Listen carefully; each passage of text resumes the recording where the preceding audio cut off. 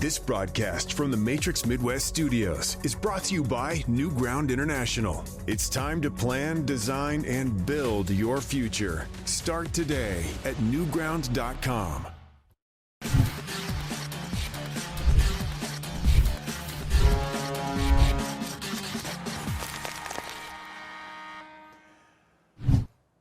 Well, hello, everybody. We welcome you into Offside Hockey, our weekly hockey show here on Matrix Midwest. I'm Chris Kerber alongside Amy Markscores.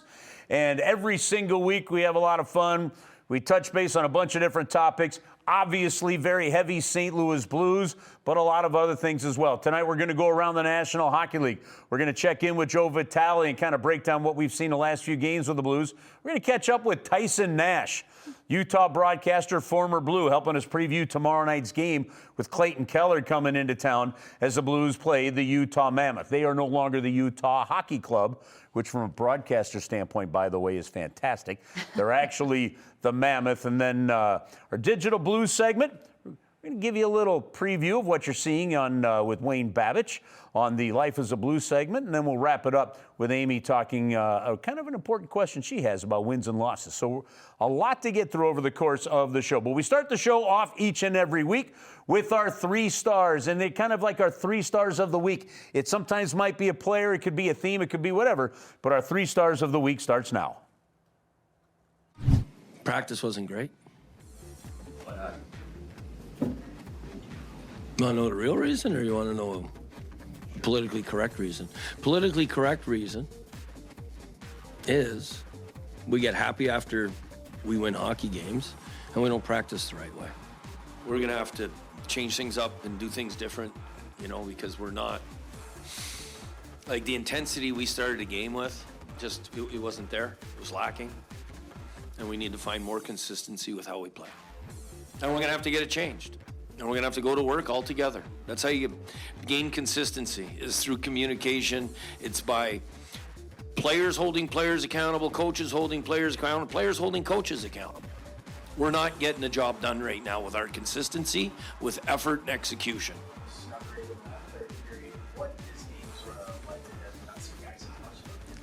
Wasn't skating tonight, wasn't checking, so I didn't think it was his night.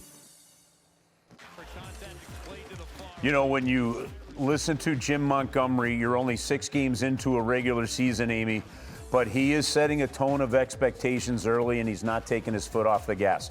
We've already seen him. You know, I think Nick Bjugstad has played 5 minutes in one game. We saw Jimmy Snuggerud not play much. I don't believe Texay played much in the third period of that game. We've seen him shift guys. You know, last year, we got Utah coming up on Wednesday. Last January in Utah, we saw him sit Robert Thomas and Pavel Buchnevich for pretty much most of a first period after a poor start. So the reality of it is this is a coach that is setting accountability. That's why he's our number 3 star of the week right now. You've got to set that tone. You've got to set that accountability. And players know. They know now.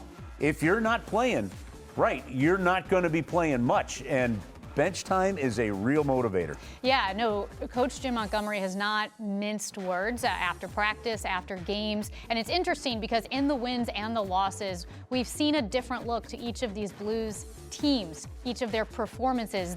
It's almost like whack-a-mole, where if the power play is not working or the defense isn't pinching in or forwards aren't back checking, it feels like a whack-a-mole game right now. We haven't really seen the team's true identity. You know what? It's amazing how many times people use the whack-a-mole comparison on things. Like, I think it was always one of my favorite games. I don't know that whack-a-mole gets enough credit. I mean, it's just simple. Mole pops up, you get it with a hammer. I like it. I'm okay with whack-a-mole. Okay. I love it. No, I mean, I think it's a great reference, but I thought you were saying you're cliched and glib. No, I just like if you think of all the video game things or all the arcade game things that people could do, I'm not sure that any one other than maybe Space Invaders gets referenced more than whack-a-mole. Yeah, skee-ball gets all the glory, but whack-a-mole gets the reference. Yeah, skee-ball and pop-a-shot. Yeah. All right, skee-ball, pop-a-shot, and whack-a-mole, somewhere in the 1, 2, 3 from a reference standpoint. All right, so Jim Montgomery, our number 3 star with the accountability. The number 2 star of the week. Well, I'll tell you what, I know the season opener did not go great for the Blues against Minnesota. There were some pucks going in off of skates, some unfortunate bounces as well. But boy, has Jordan Binnington been good in his last few ones. And those saves like that one into the glove on that Dumoulin shot. The traffic that he had, and he still saw it right there with the big bodies of Fowler and Corey Perry right in front of him. Another backhand save there is, I think that one was on Fiala there. Look, this is, Jordan Binnington has started this season off really, really well. He's been nails. He really, really has. You know, I really enjoyed last night all the glove saves. I mean, glove saves are sexy saves. Everybody knows that. They're like pretty fancy, but you hate to lose that game last night too because Jordan Binnington kept the team in the game. The game could have gotten out of hand. He was on top of his crease. He was confident, challenging shooters. I think another thing, no one, I can't think of a goaltender who's better at seeing the puck through traffic. I don't know how he saw the pucks that he saw. He's been really good through that. All right, the number one star of the week?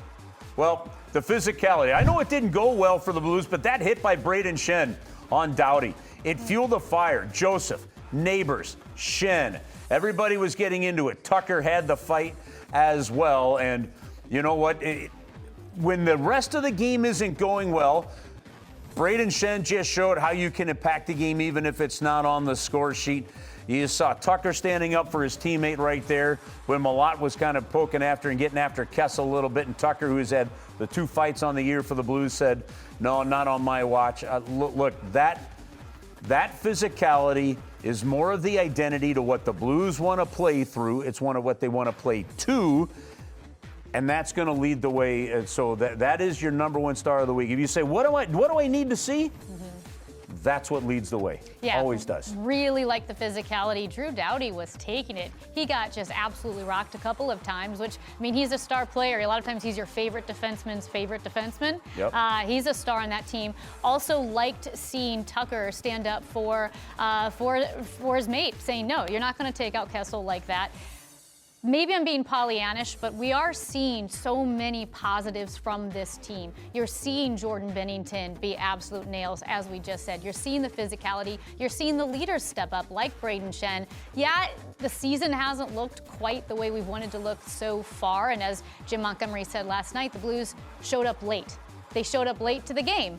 I get it, but I'm not worried. The team has all the ingredients there. They have the ingredients, but there is something that's come, Amy, for me from one season to the next. And that, for me, is who's going to take what Braden Shen is doing and take it to another level now. And what I mean by take it to another, just take it over. Jake Neighbors is there. I think Tyler Tucker has started to do it, but you're going to need more from that. Now, look, they've got Sundqvist out. They've got Toropchenko out. You know, that they could rely on that WTF line for that game in, game out last year. That line's a little bit different. So it hasn't had a chance yet to really get a hold there. But they're going to need some of that younger group to really step into that, come out against Utah on Thursday, and that's how you have to start. You have to start with that energy, with that drive, with that physicality, with that North-style hockey.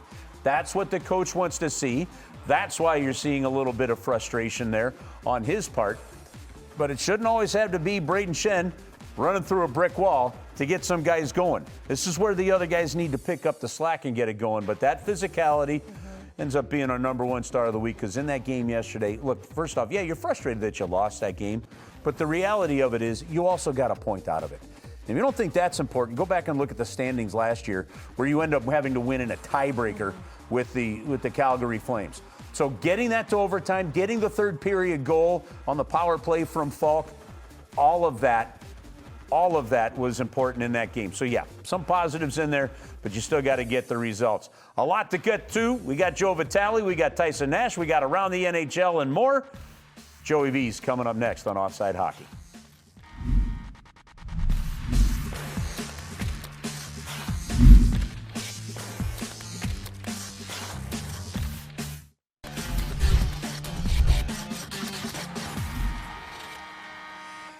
Hey, welcome back into Offside Hockey. Now that we got the 3 stars out of the way, it's time to check in on our weekly chat here with my broadcast partner, Joey Vitale, as we zoom over to Kirkwood with him. And he's got the beautiful sunroom. Look at that. The hair perfectly coiffed today.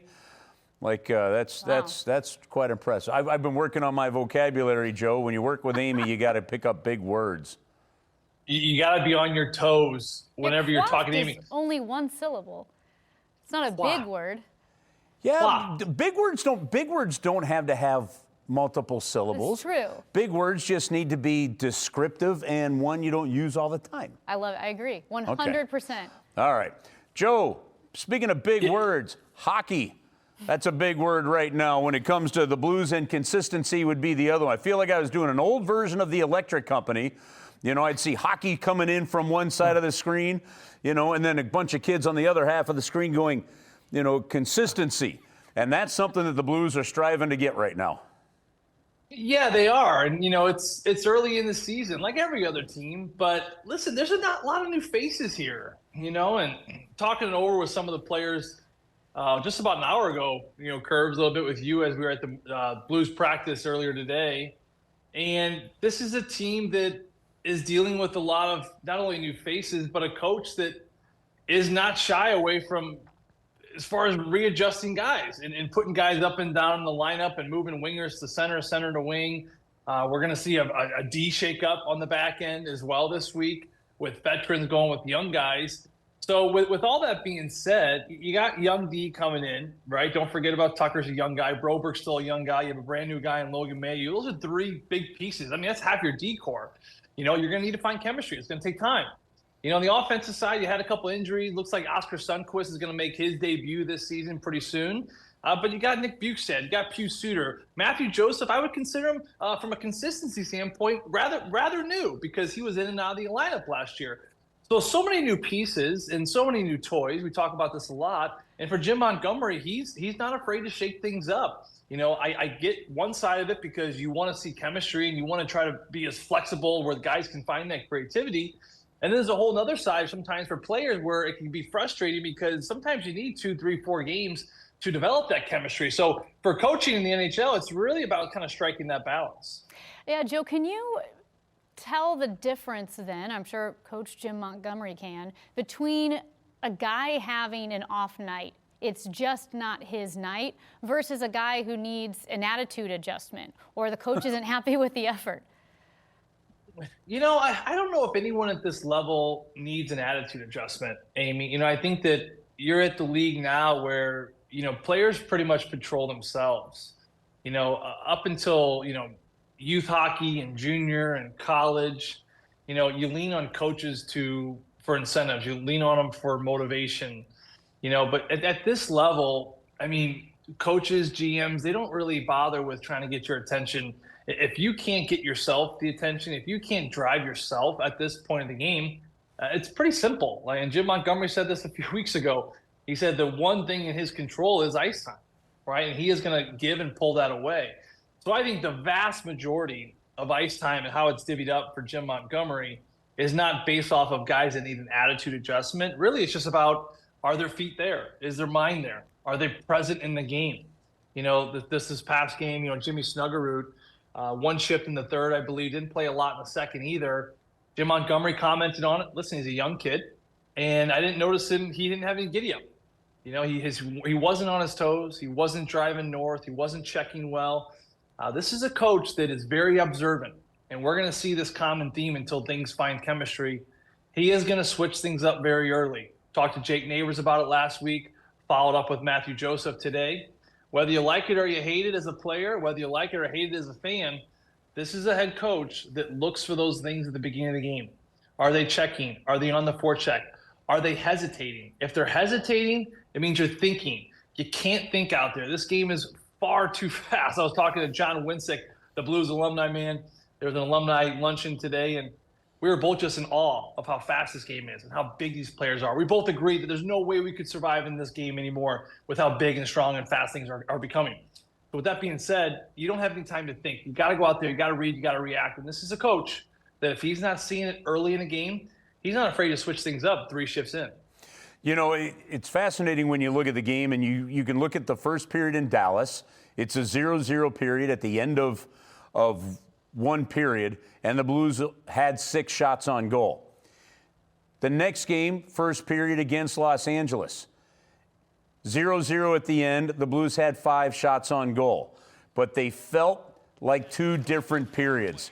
If you don't mind, try if you could to put some meaning into why those 2 periods felt so different. Well, I think that opportunities to me in the Dallas game, so many opportunities missed, but I liked the way they were transitioning. I liked the way they were having odd man rushes. I liked the way that slot passes were getting across, but they just weren't taking advantage of maybe getting pucks on the net. I think too many shots missed in the Dallas game, but opportunities were there, as you're seeing on the screen right now. There was plenty of opportunity. In the Dallas game, this past game against the LA Kings, it almost was the opposite, where you have low shots, but you don't feel like you're a threat. You're not feeling like you're generating anything. And when you're not generating early, it can really cause a little bit of division on the bench as far as, players that are just not working together. And then you start kind of getting in your own head as an individual. So to me, that was the biggest difference between both low shot periods between the Stars and the LA Kings. I think for the Stars, at least there were opportunities there, missing net, shots getting blocked. For LA, I don't look at any moments in those game curves as there was like a threat in front and Darcy Kemper had to stand on his head. Jake Ottinger, if you remember, he was really good in that first period. Darcy Kemper, he wasn't really tested. I don't think you got to look any further than that when you're talking about the differences between both games. Yeah, Jim Montgomery had talked about the importance of finding seam passes and getting into that inner slot, getting traffic in front of the goalie, taking away their eyes. And it felt like last night against the Kings, the Blues couldn't find those seams and the pucks just weren't getting through to Darcy Kemper. So where does the impetus to adjust mid-game then if you can't find the seams, if you can't get the puck through? Does that come from the lines? Is that from the coach? Well, I guess I got to start with what the heck does impetus mean? See, she got you. She got you. Some filibuster, Joe. Can you dumb that down a little bit for me? Okay, so who's making that change? Is it Braden Shen leaning over to his line mates saying we got to do this, or is it Jim Montgomery? I got it now. Gotcha. All right, clear. We're good now. It's a collective effort. It starts with the coach. To me, it always bleeds into the leadership, and then it follows suit to the rest of the team. I think that Braden Shen, and even the last night's game, I think he was called to something in that game. I think he rose to the occasion. I thought he was the guy that actually dragged everyone into the fight. You do that through things that are in your control, right? Being physical. He had 2 great pops in that first period, and even more in the second period where it really started to generate. You saw his hit on Drew Doughty. And then all of a sudden, you saw Jake Neighbors there on Adrian Kempe going after some top players. Then there was the Tucker fight. What happened? We said on the broadcast, energy in the building. You started hearing the Let's Go Blues. The ice started to tilt. Now, they didn't take advantage of the second period. It wasn't until the third period, but you started to kind of feel it. So it's up to the coach. It's up to the messaging. But ultimately, then it's up to the leadership. It's up to guys like Braden Shen, Cam Fowler, Justin Falk, the Robert Thomases to go out there and make a dent in the game. And I think they did. I think they did a really good job of making a dent in that game last night. All right, Joe. Thanks for joining us here today, especially keeping us updated from what happened at the practice earlier this morning. We're going to focus a little more on Utah with Tyson Nash coming up here in just a few minutes as well. But, Joe, thank you very much, bud. We'll see you at the rink. And that's a weekly segment. Again, we're going to eventually get in Joe, and he's going to be working on our great video board sitting here behind us and doing X's and O's for you. Or on the radio side, we're actually calling them X's and Joes. I love it. So we'll get that part figured out. All right, when we come back, more to come on Offside Hockey.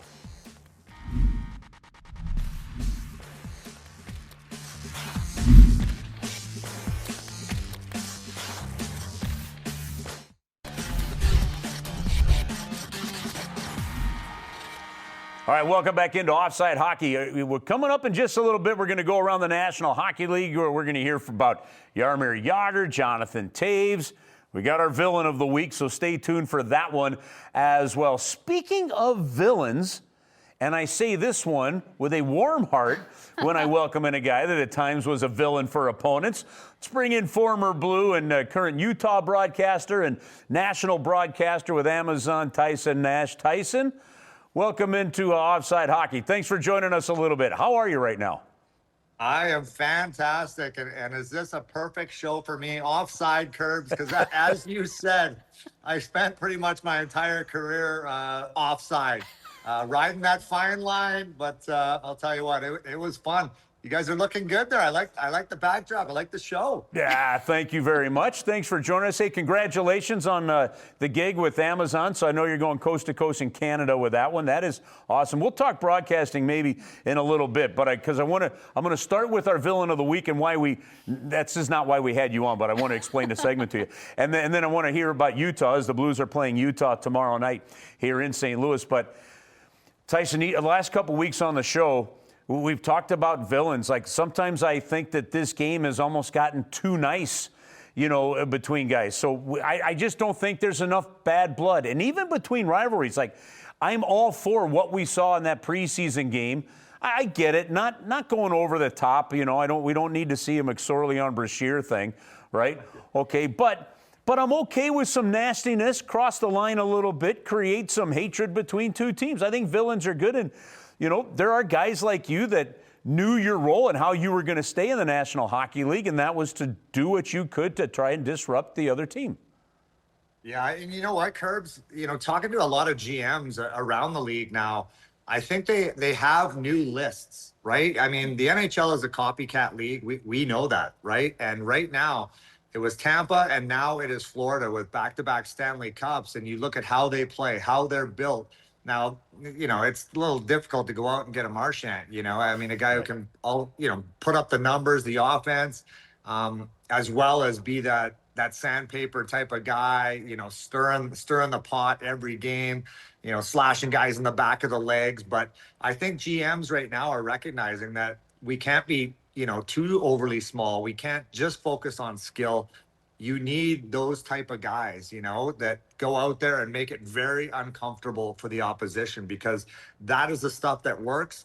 And not only does it work in the regular season, but it works in the playoffs, as we've seen. So I love it. I think we need a lot more of that. My last show, I have a Nash cast that we do. And we had Marty McSorley and Tim Hunter on, and just those stories alone, and watching the videos of those games that happened, that Battle of Alberta, there was nothing better. And even today, I know fighting is way down, and even the type of fights that we see, right? It's a couple slaps in the face, they spin around and they fall down. It's not like the Kelly Chase and the Tony Twist and the Rudy Post checks of old, where those were like, hang on, boys, this is a punch in the face contest. But the fans, I don't care what people say, the fans cheer the loudest for the scraps and the fights, and that is what really kind of builds, that, I guess, that hatred for one another. Well, you bring up Marty McSorley. When Wayne Gretzky was traded to the Kings, he wouldn't go without McSorley. I mean, he needed his protector, his bodyguard there. The game has changed a little bit like that. Coaches are rolling four lines. You're not having the pure beefy fighter line on that fourth line, but you do have players like Matthew Tkachuk that are both villains and very skilled. Is you going to see more of that type of player? I do believe that. And, even in our day with the Blues, even though I was a fourth liner and that type of guy, I mean, we still played, over 10 minutes a night, which is a lot for a fourth line, considering penalty kill and power plays and all that stuff, right? So I think that, when you do look around the league, those guys are effective, and they can still play, and they existed even back then, like the Pat Verbeeks, the Mike Keens, those guys, Steve Thomas, who absolutely caved my face in one night in St. Louis. I mean, I thought this was going to be an easy fight. I'm like, look at this little guy. Are you kidding me? Let's go. And then before you know it, so many rights, I was begging for a left. My nose was on the side of my face. Jamal Mayers was like, what are you doing? That guy was so tough. His nickname's like Thumper or Thumpy or something. He's like, how do you not know that? I'm like, well, he was a skill guy. Like, he put up a lot of points, and he was small, and he's as old as my dad. I thought I'd give him a licking, and it was quite the opposite. I was straightening my nose out in the mirror in the locker room after. I was like, oh my God. Tyson, let's look ahead to this matchup between the Blues and Utah coming up Thursday night. It really looked like Utah was on a path last season to get that playoff berth, which would have been pretty doggone special, kind of Vegas-like in your first year in a new city. but they fell short. What improvements have they made to get that 10% better that has had them off to a good start this year and really has them thinking we should be in one of those playoff spots? Well, I hope they're pissed off, right? I hope they're upset, and I think they were, right? I mean, they teased themselves a little bit, but let's face it, they were still 6 or 7 points, out of a spot, and that's still a lot of wins at the end of the year, right? So, but I do think that, you never lose if you learn, and I think that's the motto right now. You hope they learned, you hope they're upset, and they make amends, and we've seen it this year already. I mean, they've been so good. That game last night, you're showing it here against Colorado. I mean, this was a real, confidence booster, a real okay, boys, we are a good team. This is a different year. Let's not lose games in the last 2 minutes. And that's a lot of the games, and the reason why they didn't make the playoffs last year is because they let games slip away at them at the end of the season. They need a better home record, which they haven't lost on home ice yet. So this is a team that guys like Clayton Keller, they're now talking about playoffs, and that was never really allowed to even be mentioned because it didn't feel realistic, and they didn't want to set the expectations. But now the expectations are there, and the players are talking about it, and no one wants to go to Utah. It was Arizona. It's now Utah. I don't care what anyone says, but it is no longer a rebuild. No player in the world wants to go and rebuild. That's where you go to die. And right now, Utah has finally turned the page, and they are building something special. Wait, real quick, Amy. I thought the playoffs weren't allowed to be talked about just because they didn't want to figure out how to cram it in a 5,000-seat building. Don't respond to that. That was me just cracking a joke. I'm okay on that one. Yeah. Moving All right, on. Go ahead. Yeah. Well, you bring up Clayton Keller. St. Louis has pumped out some pretty elite players. How have you liked the way Keller's game has just evolved and developed? And you know what I liked about it is that he had a real slow start to the season. He had 1 point, I think, in the first 4 games or something, and he was feeling it, but he didn't get rattled. And what does he do? He goes out there and puts up a goal and 3 assists, and then follows it up again and again. So 3 or 4 games in a row. This guy's on another tear. Nick Schmaltz is on absolute fire right now. He's so streaky. He's also in a contract year for Nick Schmaltz, but Clayton Keller and Nick Schmaltz, they are one of the best duos in the league, at least in the conference, I think. The chemistry that they have, the big goals that they've scored the last 3 or 4 years, they have something really special going on right now. Yeah, and you know what? They've absolutely torn up the Blues. I mean, the reality is that these guys have really torn up the Blues. It's kind of amazing, Tyson, to think about, and I know you've watched pretty much his whole career. When you look and you realize he's already played over 50 games against the Blues, Clayton Keller's been now around for a little while. And he has come into his own as one of the game's top players. He has. I think his first ever game in the National Hockey League. Wasn't it in St. Louis? I think it was. Yeah. I think I interviewed actually on the bench, and I remember him. He was just a little young kid. He still looks like a young kid, right? But you're right. You look at him and you're like, man, you're already, 26, 25, 26. I don't know what he is, but he's still putting up big numbers, and I think we're just scratching the surface with Clayton Keller. I really do. 90 points last year. Now, I think it's going to be a little bit more difficult this year because I don't think teams come into Utah anymore. They always got the backup goalie, and no one ever talks about it, right? And that is a kick right in the gut. If I'm Keller, if I'm Schmaltz, if I'm Andre Turney, I'm like, this is a joke. Every team, let's play our backup goaltender. We're in Utah, or we were in Arizona. That was always the thing. So points are a little bit easier to come by because you're not getting the Hellebucks and the Binningtons. So I think now is going to be a little bit more of a bigger challenge that way because you will get the number ones. Tyson, I love talking hockey with you. We could talk for another 2 hours, but I appreciate you carving out a couple minutes for us. Thanks for joining us this week, and travel safely. We'll see you somewhere around the world here. You bet. See you guys down the road. All right, Tyson, thank you very much. That's former Blue and current Utah broadcaster Tyson Nash. Well, we were talking villains. He's back. Going around the league when we come back on Offside Hockey.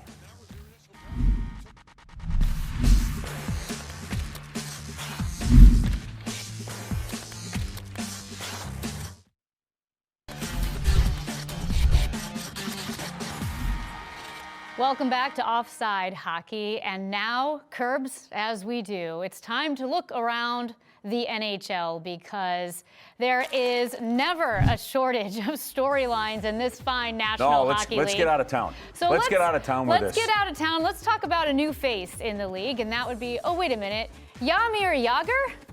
Yeah. This guy is still playing hockey. Wait, where is he playing hockey? How amazing is that? Still playing over in Europe. His 38th professional season.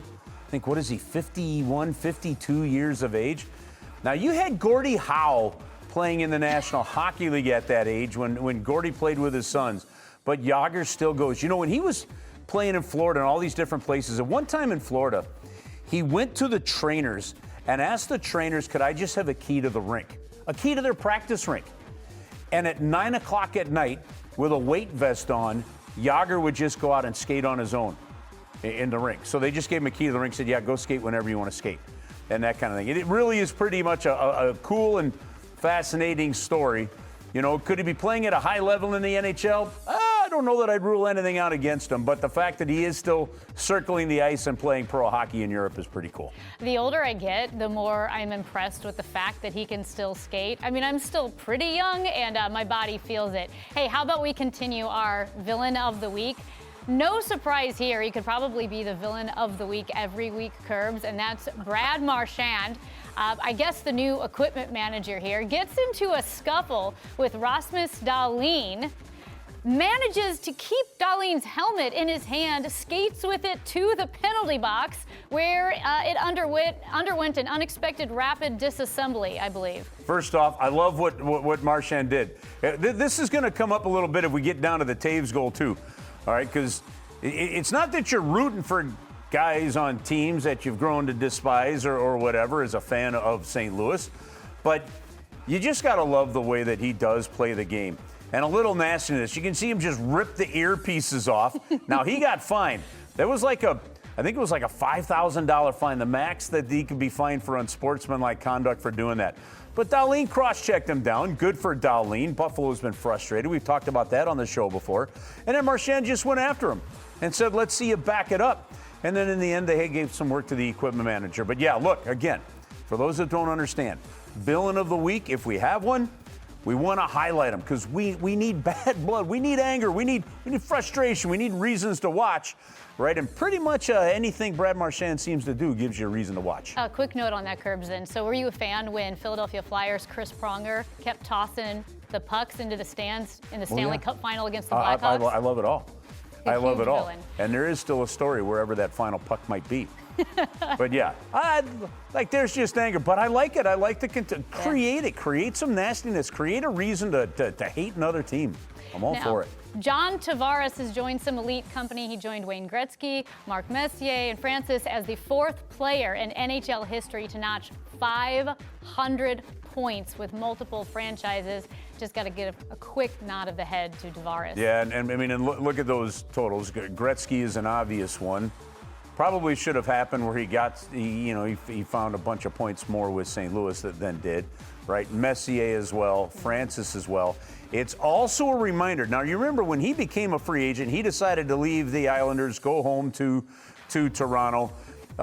They decided to go ahead and keep him in Toronto all those years after that as well.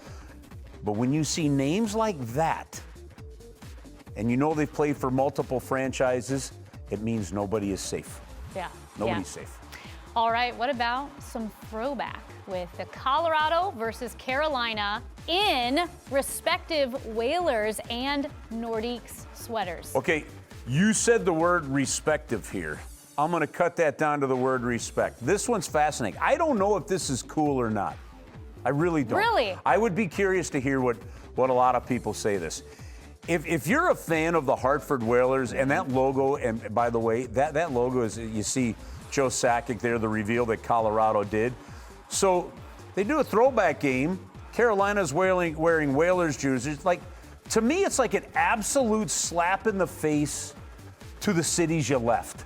Yeah. You know, and I've looked at that. So I actually do believe, for example, when Arizona moved to Utah, they actually created basically a new franchise there, which is good. But when Winnipeg moved to Arizona, it was part of the same franchise. So you actually saw Thomas Steen and Bobby Hull's numbers in the rafters, like in like a Ring of Honor at the arena in Arizona. It never really made sense to me, all right? I understand doing it, but an owner decided to take a city, tear their heart out, and then move them to another city. To go say, well, yeah, but man, when you were there, you guys had some really cool jerseys. We're not going to wear them in a game. I get it. I understand the marketing. I understand the throwback vibe. I just don't know if I like it from a city standpoint. Do you know, I hadn't thought of it that way at all because, well, probably not as personal immediately to me, right? Not my cities. I'm looking at these old retro logos and think those are cool. That's awesome. It gives you that vibe. You're wearing an old Whalers or Nordiques hat. But you're right. It's taking one city's loss, one city's pain, and making it almost like a fashion statement, almost like you're hipster because you're throwing it back. And these cities, as a matter of fact, though, it's not like when the football Cardinals left here and went to Arizona, and it's pretty much the same logo and the same name. You know, it's some of these cities. It's not like when the Browns leave and, you know, like should the Baltimore Orioles wear St. Louis Browns gear for a throwback? I don't know that should the Atlanta Hawks wear St. Louis Hawks logos from an NBA standpoint? So, yeah, I don't know. I don't know how I like it in terms of what it means to the city that you left. All right, one final one here, and this is one because we have to talk about a former Blackhawk. Jonathan Toews. Look, I'm one of those people. Look, I got a father-in-law that's diehard Boston Red Sox. So much so that there's no possible way that he could ever admit that Derek Jeter was a good ball player. And so much so, right, that even though Roger Clemens started with the Red Sox, put on that Yankee uniform, you're no longer part of the family, the way he looks at it. That's the way I am with a lot of Blackhawk stuff growing up here in St. Louis. But to see Jonathan Toews score a goal again, look, he came back from wondering if his career was ever going to go again. He gets back to it. He dealt with long COVID. It's been well chronicled. That was his first goal back in the NHL. This was a great captain. This is a Stanley Cup champion. This is a Hall of Famer. And I do like the fact that he's able to continue to play and have an impact. Well, I think to your point that the league needs villains, you also want your league to have superstars. You want your league, and sometimes your superstar can be the villain. Yep. Hey, listen, so it's even better if the superstar's still a villain. We'll take it. When he was playing with the Blackhawks, he was still a villain. But not only that, he does get to go home. He does get to go home, play in his hometown of Winnipeg. And there's a lot of good feels to this one, but more importantly, it's an all-time great in the National Hockey League that is getting to continue his career.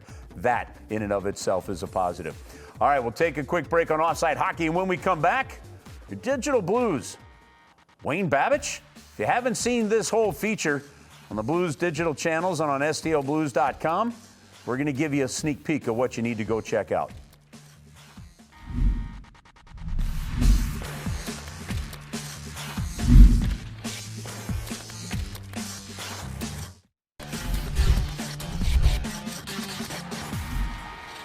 All right, welcome back into Offside Hockey. You know, each and every show on Wednesday night, we want to give you a little preview of something you might be missing. All right, so we call it kind of our Digital Blues. Now, the St. Louis Blues have such a terrific content staff, production team, and digital team, and it's really developed well over the years. And there's a lot of great content. And so if you haven't gone to stlouisblues.com, you can check it out there. You can find it on the St. Louis Blues app as well. You'll always see clips of it and little snippets on the Blues social media channels, so make sure you follow those. But here's a really cool one. Wayne Babich, of course, who went into the Blues Hall of Fame and had a great ceremony last season with him. We got more about the upcoming Hall of Fame ceremonies in January on some future shows here coming up. Wayne went in with last year's class, and his life as a Blue, it's a great feature. Let's give you a sneak peek.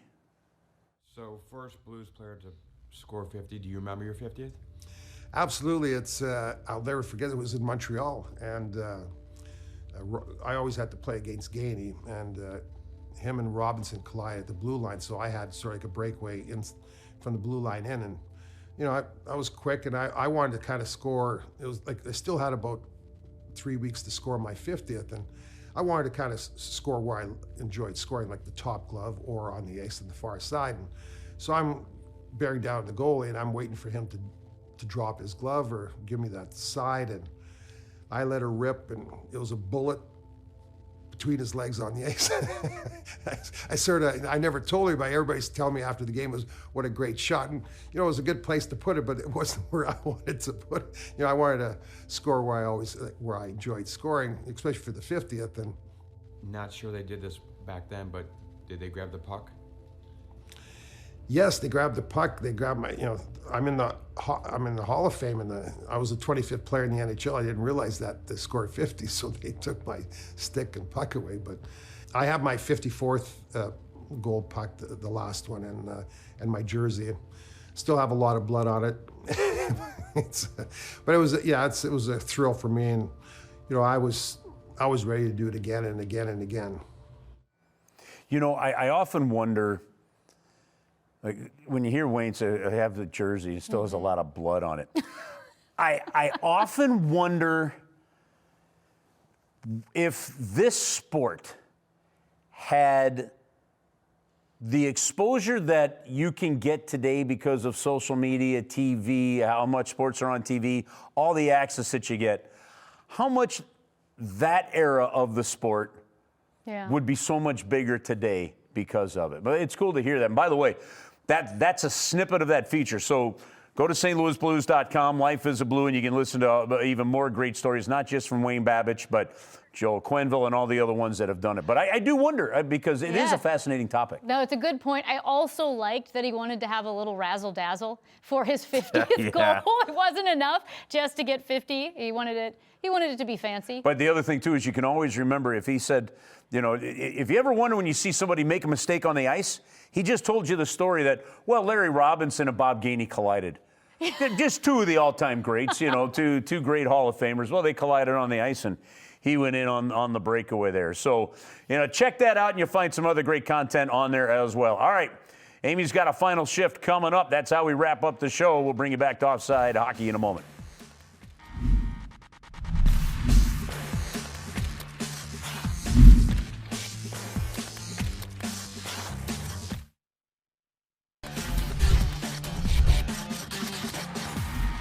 Welcome back to Offside Hockey. And as we wrap up the show, Curbs, I've got a thought I want to throw by you, because after the loss last night to the LA Kings, overtime, 2-1, it was a tough one, had a couple people bring up to me that Coach Jim Montgomery looked more upset after last night's loss than he did to the 5-0 loss, home opener Minnesota, than he did the 8-3 loss just a couple of days ago at home against the Chicago Blackhawks. And here's my theory. I prefer a big loss than the 2-1, or at least what I should say, the big losses worry me less, because the big losses are an anomaly. They're an outlier. They're not illustrative of who you are as a team. You had a bad night, in the same way that if you win 10-1, it doesn't mean you're the best team that ever existed. When you have close games and you lose, those are the games you're losing when you're being pinched, when you have a chance. Those are the games that expose your vulnerabilities. Those are the games that expose your bad habits. Those are the games that show you what you have to worry about.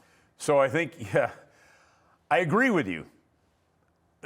But if you have a string of big losses, that's when coaches get into trouble. That's when a lot goes wrong. I actually do think, though, you see more frustration from a coach when their expectations are different, when they want something different, when you're coming off of the game against Dallas and you're hoping to build something, and then you're not as full of life in the first two periods against LA. Then he feels like we got to start back over, and you're not making the progress.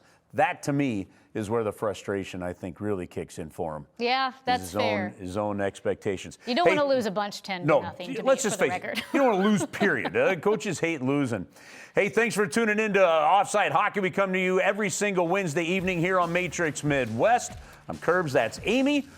Talking Blues, talking hockey once a week right around dinner time for you. So make us part of your weekly dinner plan.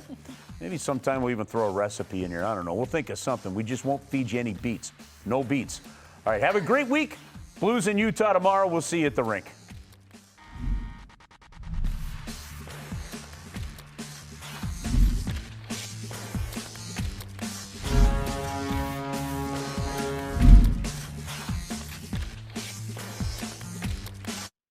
This broadcast from the Matrix Midwest Studios is brought to you by New Ground International. It's time to plan, design, and build your future. Start today at newground.com.